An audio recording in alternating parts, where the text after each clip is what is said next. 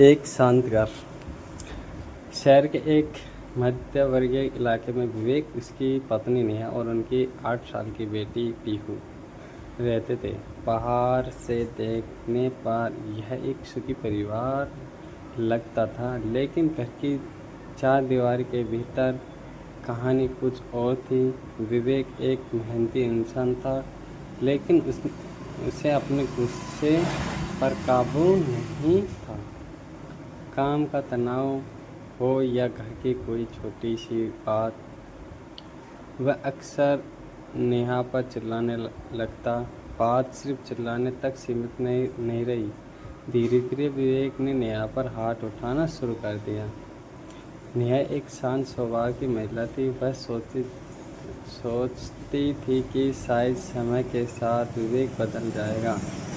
वह पीयू के सामने हमेशा मुस्कुराने लगी कोशिश करती, लेकिन पीयू सब देख रही थी।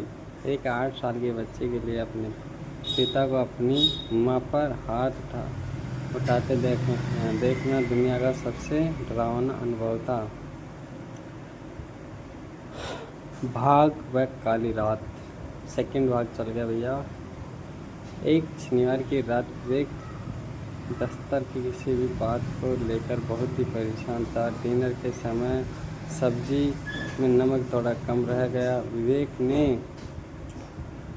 थाली सरका दी और नेहा को बुरा कर। नेहा ने बस इतना कहा, विवेक आज ऑफिस में कुछ हुआ है क्या? आप इतना गुस्सा क्यों कर रहे हो? फिर क्या था, फिर देखना क्या होता है। यही सुनते ही विवेक का पारा चढ़ गया। उसने मेज पर हाथ पटका और खड़ा हो गया।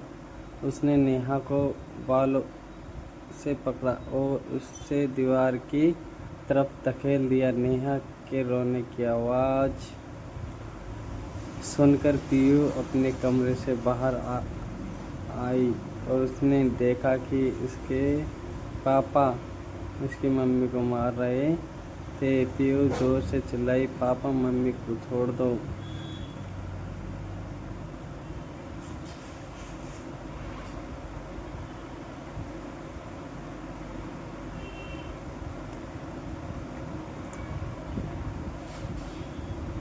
विवेक ने मुड़कर पीयू की तरफ देखा। उसकी आंखों से उस समय जो गुस्सा था, उसने पीयू को अंदर तक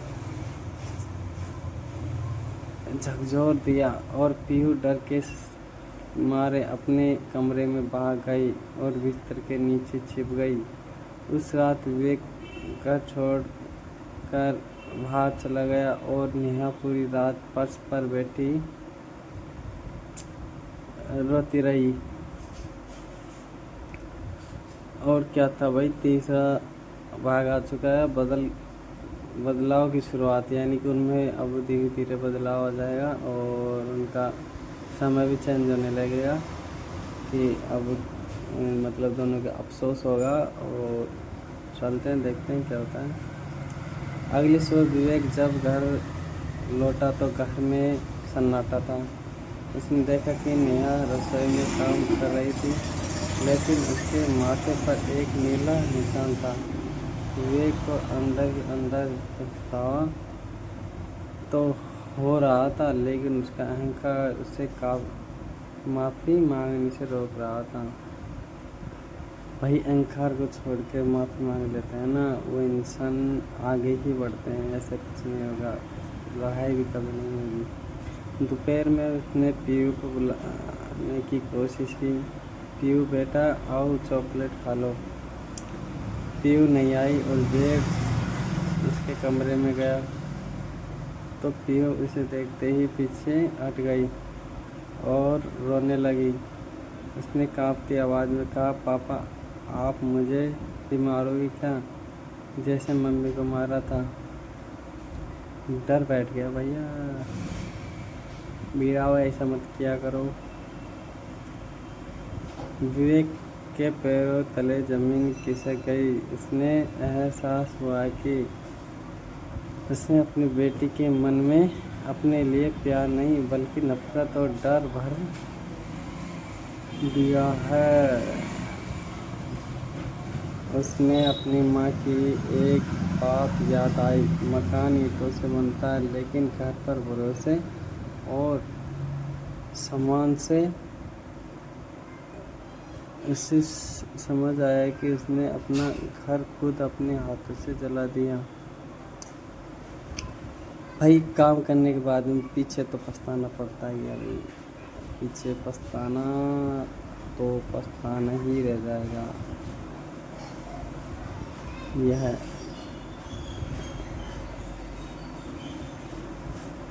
प्रायश्चित मार्ग। विवेक ने फैसला किया कि वह अब ऐसा कभी नहीं करेगा। वह नेहा के पास गया और उसके पैरों में बैठकर फुट फुट कर रोने लगा। उसने कोई बहाना नहीं बनाया, बस इतना कहा, नेहा, मैं एक अच्छा पति और अच्छा पिता बनने के लायक नहीं हूँ। अच्छा पिता बनने के लायक नहीं हूँ, लेकिन मुझे एक आखिरी मौका दो, मैं खुद को बदलना चाहता हूँ। क्या था? प्रायश्चित मार्ग पे चल रहा है अब ये, मतलब प्यार और सबसे ज़्यादा प्यार करने लगेगा। नेहा ने इसे माफ़ तो कर दिया लेकिन विश्वास बहाल होना इतना आसान नहीं था। विवेक ने एक मैनेजमेंट गुस्सा काबू करने के लिए क्लास लेनी शुरू की। उसने घर के कामों में नेहा की मदद करना शुरू किया। जब भी उसे गुस्सा आता वहाँ कमरे से बाहर चला जाता और लंबी सांसें लेता। भाई ऐसा ही होता है यार, जब गुस्सा आता है ना तब ऐसा ही होता है। Control and control. खुशियाँ की वापसी। अब देखना खुशियाँ आने लगी अब धीरे धीरे। महीने बीतते गए। विवेक यहाँ में एक ज़मीन आसमान का अंतर आ गया था। एक दिन पियून ने विवेक का हाथ पकड़ा और कहा, पापा अब मुझे आपसे डर नहीं लगता। विवेक की आंखों से आंसू आ गए।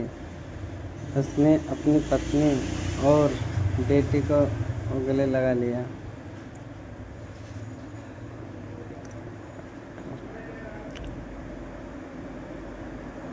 और क्या था? उसे समझा कि मतदान की हाथ उठाने से में नहीं बल्कि अपने परिवार को सुरक्षा और सम्मान देने में है। आज वह घर फिर से चहकने लगा था क्योंकि उसे घर से हिंसा विदा हो चुकी थी और संस्वाद ने उसकी जगह ले ली थी। और यही तो था भैया, भाई जितना प्यार करोगे जितना ये आनंदित हो जाते हैं भाई। अब इसी कहानी से सीख मिलती है हमको कि सम्मान समप्रिय है। जिसमें रिश्ते में सम्मान नहीं है वह रिश्ता लंबे समय तक नहीं टिक सकता। तो यही तो है। बच्चों पर प्रभाव। माता पिता का व्यवहार बच्चों के सामने मानसिक विकास पर गहरा असर डालता है।